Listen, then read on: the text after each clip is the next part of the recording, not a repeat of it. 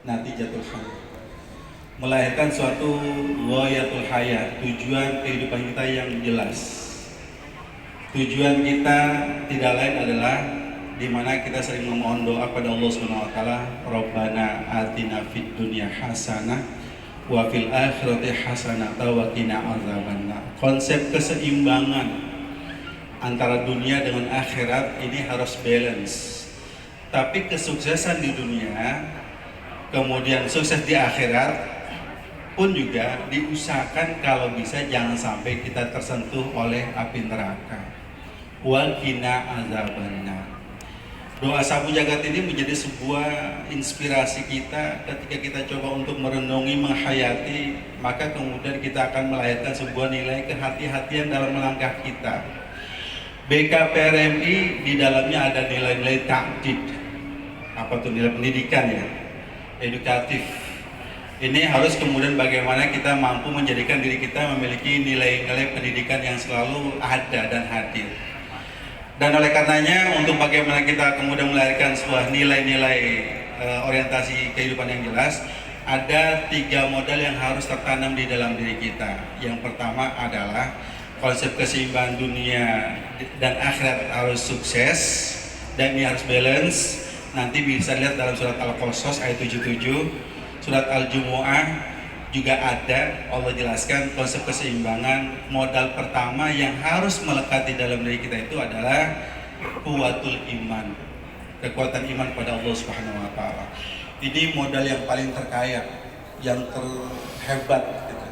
Ketika kemudian nilai keimanan tertanam di dalam diri kita, Muhammad Dasyulun menyampaikan, ketika seseorang sudah memiliki nilai keimanan di dalam dirinya, maka dia akan memiliki satu terminal dalam kehidupannya. Langkah yang dilakukan apa? Sikap kehati-hatian dalam melangkah ketika kuwatul iman tertanam di dalam dirinya.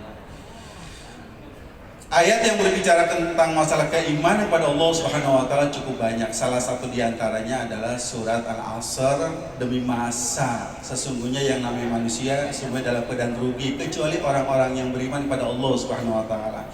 BKPRMI insya Allah ada dalam satu entitas itu, ada dalam satu komunitas itu, memiliki kekuatan iman dan bukan termasuk orang-orang yang merugi, orang-orang yang beriman dan juga orang-orang yang selalu melakukan aktivitas amal soleh.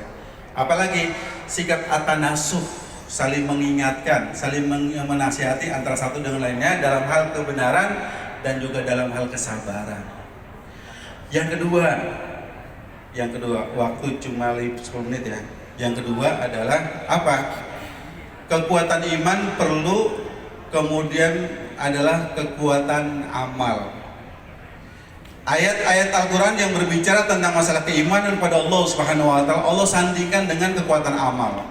Kita bisa mendengar tadi, begitu ruang gerak yang kemudian dilakukan oleh ketum kita, ya, dari Ustadz Said Aldi Al-Idrus itu luar biasa. Belum Ustadz Nanang, aktivitasnya dari satu A ke tempat yang lain terus berpindah-pindah. Ini adalah bagian dari sebuah rihlah sebenarnya. Jangan dianggap sebagai suatu beban, anggap aja sebagai suatu rihlah.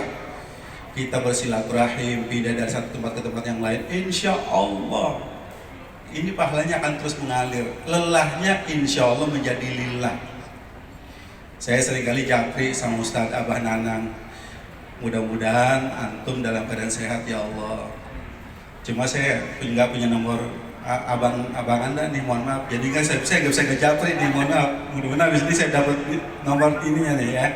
Saya selalu mendoakan mudah-mudahan ya abang-abang kita yang sudah di level atas, yang aktivitasnya begitu luar biasa, tanggung jawab orangnya, Allah berikan kesehatan dengan aktivitas-aktivitasnya insya Allah. Keimanan kokoh, aktivitasnya kemudian terus bergerak dan terus bergerak, ini akan bisa memajukan BKPRMI ke depan menjadi BKPRMI yang mendapatkan satu nilai keberkahan dan mendapatkan ridha dari Allah Subhanahu wa taala.